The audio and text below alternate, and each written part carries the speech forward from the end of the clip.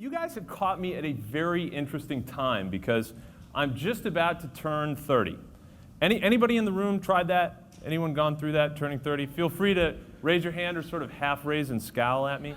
But people have been asking me questions a lot. You know, they've been saying, so how do you think you've grown? How do you think you've changed?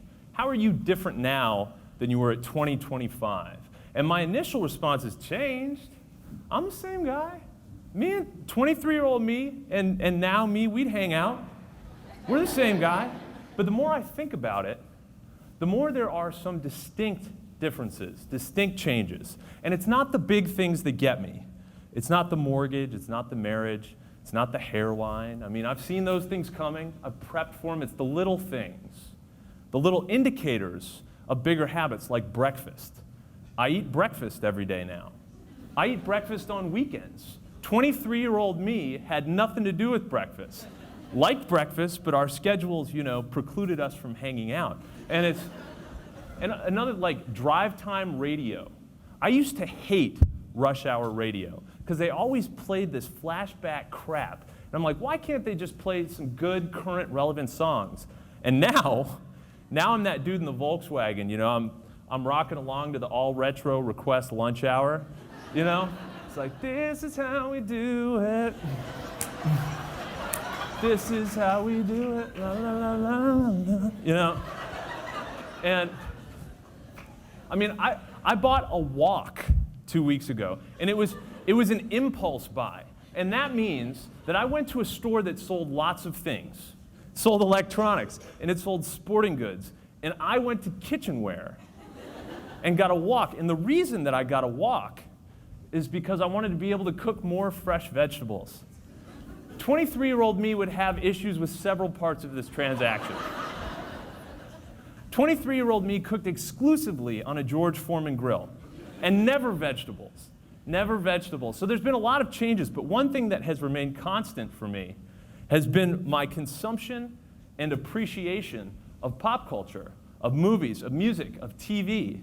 And I think for the children of the 80s and 90s, I think we are a pop culture generation. We have grown up with cable, with the internet, with video games, with reality TV, and it's largely shaped the way that we look at the world. And there used to be a time when people would outgrow pop culture. People would be too old for TV. You know, movies were sort of passé for the working professional, and that's different now. And I think part of that is the relationship that we had with movies and music and TV and books and video games. And it was an educational relationship. We grew up learning from pop culture. For example, my best, hands down best geography teacher growing up was this woman. Her name is Carmen Sandiego. Apparently we've got a few gumshoes in the audience. I like that. But seriously, I owe 60% of my current world geography knowledge to Carmen Sandiego. I would not know about most of the foreign countries and capitals that I know about had I not chased that sticky-fingered filter from Berlin down to Belize. And so there's no reason why we need to abandon pop culture just because we're grown up, because we're professionals. At Jake on Jobs, my website, I use pop culture to help members of the pop culture generation with high hopes and low attention spans land jobs and get ahead. Land jobs and get promoted. And the goal is to accomplish this without becoming a corporate tool. Now, what is a corporate tool? A corporate tool is someone who loses perspective on life outside the office.